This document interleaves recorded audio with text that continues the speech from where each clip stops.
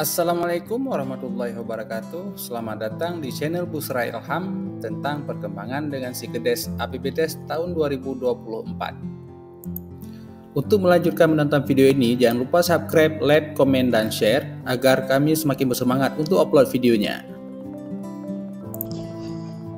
Oke teman-teman, kali ini kita akan melanjutkan di part 91. Mohon maaf, kita sudah 2 minggu baru update sekarang di videonya, yaitu minggu lalu kita pernah update di part 90, yaitu kendala penyetoran pajak saldo kas tidak mencukupi. Itu kendalanya. Nah, sekarang kita akan melanjutkan di part 91, realisasi output dana desa. Nah, sebelumnya kita akan di menu data entry dulu, kemudian penatausahaan, kemudian output dana desa. Kita klik ini. Nah, di sini sudah tampil. Sebelumnya kita di realisasi keuangan. Ini agak lambat sedikit, dia lagi loading. Mungkin teman-teman sudah ada yang berlanjut untuk mengajukan tahap kedua, maka kita diwajibkan untuk mengupdate realisasi keuangan kegiatan dana desa outputnya, supaya untuk bisa pengajuan OSPAM, laporan OSPAM dari kabupaten atau dari pusat. Nah, setelah ini kita masih di tahap 1. Untuk pengajuan ke tahap 2, maka kita akan melakukan realisasi output dana desa yang tahap pertama, bahwa kita sudah terserap anggaran sebesar minimal 80% untuk pengajuan tahap kedua. Nah, sini kita proses dulu tahap 1, update pagu dan RAP, kemudian proses. Oke, data realisasi keuangan telah diupdate, kita akan oke.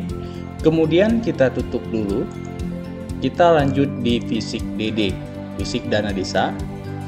Nah, di sini kita wajib mengisikan yang penggunaan dari sumber dana anggaran dana desa dan PBH dan juga dari silpa tahun yang lalu.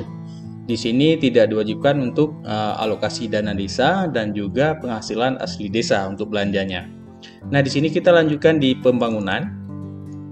Lebih tepatnya kita di bidang umum penata usaha, penata ruang, dan ini timbunan lapangan poli. Nah, di sini sudah terserap bahwa target outputnya 40. Maka di sini nilai paketnya 8 juta, nilai SPP 8 juta. Berarti kita sudah realisasikan 100% dari timbunan lapangan poli. Nah, di sini di realisasinya kita buat nilai paket nilai SPP-nya bahwa sudah habis. Di sini 8 juta rupiah. Dan juga volume outputnya 100%, maka 40 ini totalnya. Dan juga di sini kalau untuk fisik diwajibkan untuk melakukan jumlah tenaga kerja. Nah, di sini jumlah tenaga kerja 1 orang untuk meratakan timbunan, dan durasi kerja adalah selama 15 hari. Ini dia. Nilai upah adalah 200.000 per harinya untuk petugas atau di lapangan untuk meratakan timbunan lapangan poli. Ini total anggarannya adalah 8 juta rupiah. Kemudian ini kan kita baru tahap 1, kemudian kita simpan. Nah, simpan. Nah, untuk kegiatan lapangan poli kita sudah melakukan realisasinya sesuai dengan pada penarikan di SPP definitif dan juga pencairannya. Kemudian kita kembali kita lanjutkan di bidang pendidikan, penyelenggaraan PAUD. Kita ini menggunakan dana desa. Nah, di sini kita sudah merealisasikan yaitu nilai SPP-nya 6 juta rupiah, yaitu ini honorarium guru PAUD, totalnya 6 juta rupiah. Ini selama 3 bulan, bulan Januari sampai dengan Maret. Nilainya 6 juta rupiah. Maka dari total nilai paketnya 28.227.000 rupiah. Target outputnya 12 bulan. Nah, di sini realisasinya kita buat 6 juta dari nilai total SPP-nya 6 juta untuk di tahap 1. Kemudian untuk volume outputnya adalah 3 bulan. kita merhatikan 3 bulan Januari sampai dengan Maret. Nah, untuk jumlah tenaga kerja, berhubung ini bukan pekerjaan fisik atau bangunan lainnya, maka ini dibuat kosong saja atau 0. Nihil berarti untuk durasi kerjanya 0, nilai upahnya 0 saja, kecuali ini diisi untuk kegiatan fisik. Untuk target PAUD sudah kemudian kita klik simpan. Untuk yang tahap keduanya, teman-teman jangan diisikan dulu, dikarenakan kita baru tahap 1. Ini yang tahap kedua setelah masuk anggaran ke tahap kedua, merealisasikannya tahap kedua. Kemudian kita simpan. Kemudian kita kembali lagi di subbidang, di bidang kesehatan.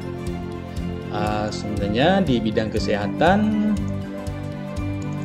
oke. Nah, di sini total anggarannya untuk bidang operasional Posyandu adalah Rp35.612.000. Total targetnya selama 12 bulan ini operasionalnya.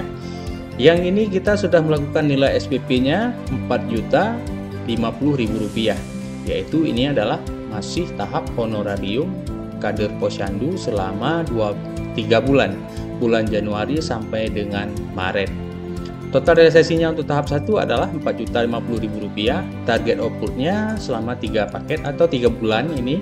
Jumlah tenaga kerja ini 0 aja, berhubung ini bukan kegiatan fisik.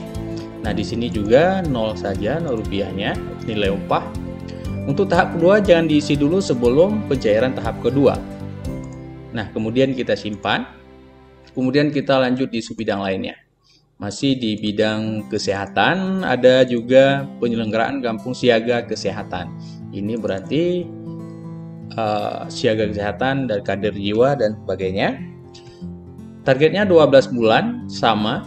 Nilai paketnya Rp1.900.000, nilai SPP Rp450.000.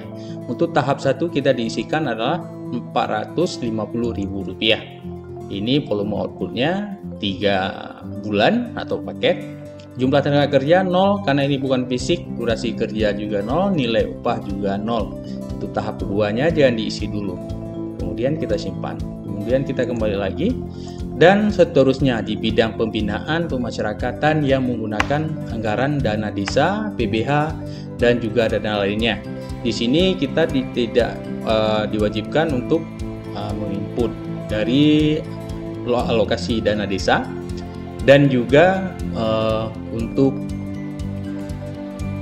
penghasilan asli desa PAD tidak boleh diinput, kecuali ini diinputnya khusus untuk penggunaan nilai dana desa saja, dan juga dari silpa tahun sebelumnya yang bersumber dari dana desa dan juga PBH. Kemudian kita lanjut sampai isi ini tertera. Kemudian kita coba lihat di kesehatannya. Di sini sudah diinput semua. Maka jika selesai penggunaan anggaran kita dari bulan Januari sampai untuk pengajuan tahap kedua, maka harus terserap anggarannya adalah sebesar 80%.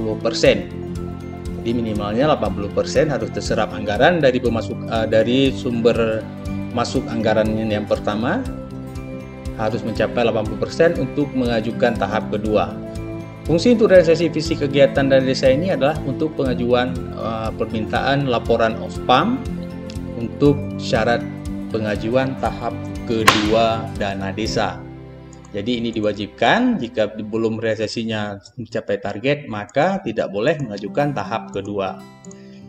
Oke, mungkin ini dulu buat teman-teman, semoga bermanfaat. Jangan lupa dukung channel kami dengan cara subscribe, like, komen, dan share. Semoga kita sehat selalu untuk pembangunan desa. Wassalamualaikum warahmatullahi wabarakatuh.